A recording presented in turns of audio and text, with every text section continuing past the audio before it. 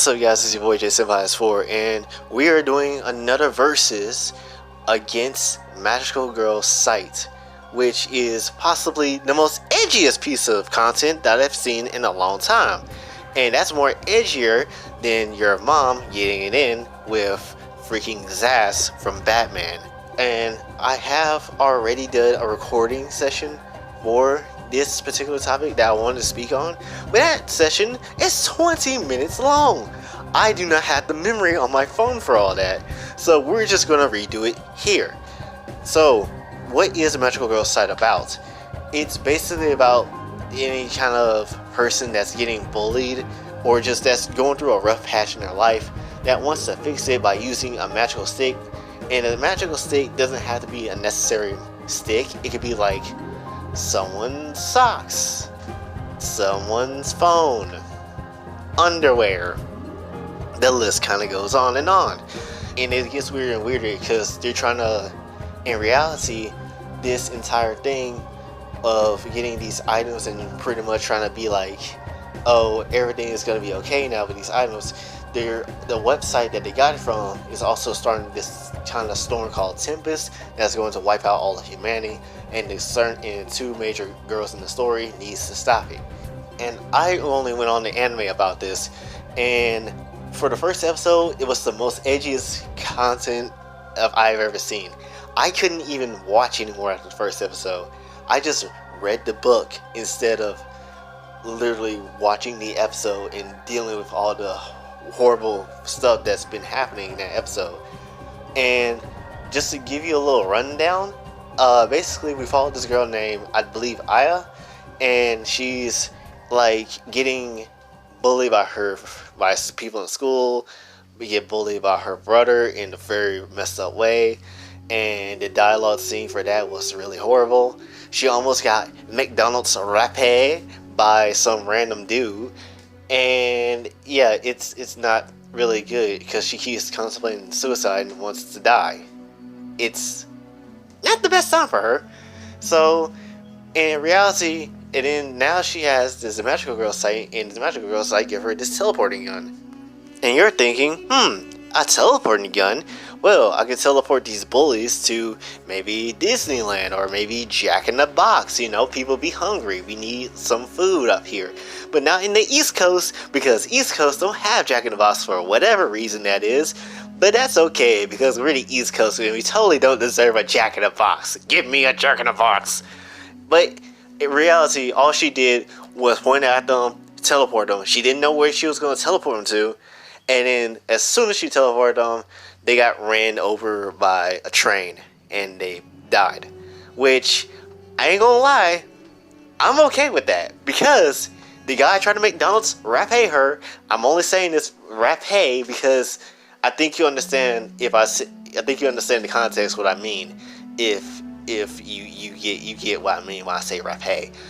And the other girl was also bullying, so double kill. So it's a King Slayer move, so I don't even see a problem with that. And then, so basically, the next day she also tries to almost get her tongue cut out, but luckily she meets a new friend that's going to help her try to solve the problem of what's going on with the magical gun and the Magical Girl Site, and try to help her be more protected and all that with Miss Yatsumura, I believe. I think that's her name, the blonde chick, Yatsumura. And they're basically gonna be this ultimate Yuri tag team duo in this anime. So I finished reading it because I finished reading it the same weekend that I watched it. I was actually liking the story. I actually didn't mind the story. A lot of people said they hated this anime, and I was surprised at that because I really didn't see anything too bad with it. Yeah, the edginess factor was a bit dragged on, and I can see that, okay, we understand that they have bad lives, can we move on to try to get back to the story? But I didn't really mind it too much because I feel like this story needs the edgy factor, especially in this type of story, and this is what you're trying to tell. But it may be edgy. It may not be the right type of edgy, but it's edgy enough. Especially when the brothers start taking, like Aya's brother started taking over and started using the magic stick for himself, and basically tried to abuse all her friends, Aya's friends. It got really messed up and really, well, I hated it really. I hated him, his head self. I couldn't stand him. I don't think anybody could, because he's freaking disgusting, honestly. And he killed my girl. But he killed my girl, Nijimi. Besides Yatsumura, Aya, the Yakuza chick, the other chick that put her hand through the other dude, and that nurse chick, Nijimi was my favorite character because she didn't even get her revenge for her friend. Like, her story was messed up because, first of all, loan sharks were trying to mess with her family, and which caused her dad to commit suicide, and she was about to be like, oh, it's time for you to die, but her best friend was like, nah, you need to chill, it ain't worth it. And so she's like, okay, you're right. So they chilling, and then as soon as they chilling, her best friend gets killed off by someone in the group that looks like the freaking pink hair girl from Love Tyrant. And then she still didn't get her revenge about that because she got killed by Aya's brother, which makes me angry because I freaking loved Nijimi.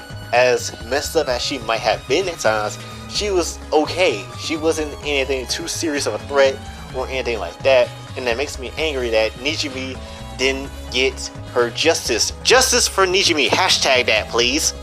And I just hate it so much because, like, legit, she was one of the most normal characters in the show. She just had a lot of bad happenings to her, and if she wanted revenge, and if she would have gotten it, I wouldn't not have mine, because yeah, the other chick, she deserves it.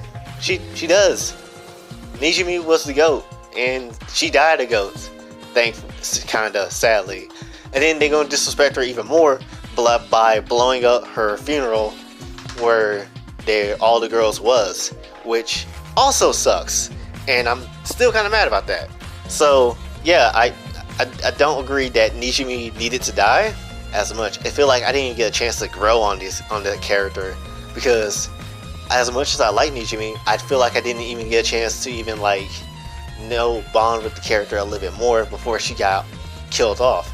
And that sucks. That's another thing that the series did poorly, and that was not give you any chance to bond with the characters. At least in Akuma no Riddle, at least when I read the manga, it felt like I was bonding with these two characters. I was like, oh, okay, so they were just trying to protect each other. I see how it is. That's excellent. But in Magical Girl site, it feels like none of the characters I was able to really like that and bond with. And it gives me these Elfen Lied vibes where every other character outside of the main group that is focused on is just other jerks. So that's another thing I didn't really like about the series, and it made it just feel like, oh, it's another Elfen Lied ripoff, like trying to be edgy and trying to say that everyone's bad when everyone's not all that bad. Honestly, I feel like, and it's a poor way how they try to make it like a Yuri, to be honest, because I feel like it's a little bit forced. I feel like it's a little bit forced because they only said push it at the end, so I feel like it's a little bit forced, and it could have been done better. Also, the McDonald's repay scene of the brother was excellent, but unexpected, because I was not expecting the police officer to go and be like, huh, you looking quite good, my man. Let me go give you that McDonald's repay special. Like, I was not expecting that. Of course, he deserves it, 100%, absolutely. But I wasn't expecting a whole McDonald's repay. And difference from the manga is that the manga did it early on before the final fight in the anime. In the anime, it did it at the very end, which is kind of a weird thing that they did. But anime, manga, they always going to differ. They never, sometimes, a lot of times the manga don't, and the anime don't really follow the original source material, so it's whatever. My final verdict for Magical Girl site would definitely have to be a 8 to maybe 7 out of 10.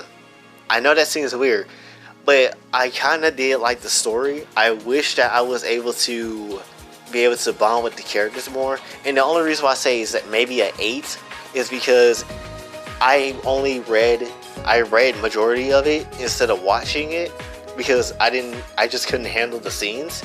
So I watched the anime like the first episode and then read up to like the last 2 episodes where I just watched the last 2, and it was okay. It didn't like, there's still more in the manga that I haven't finished reading, and I probably won't, but we'll have to see. And because I don't watch horror anime that much, so that's another reason why I might be a little biased on giving it an 8, maybe 8, and most likely a possible 7. But yeah, that's my analysis and review on Magical Girl Sight.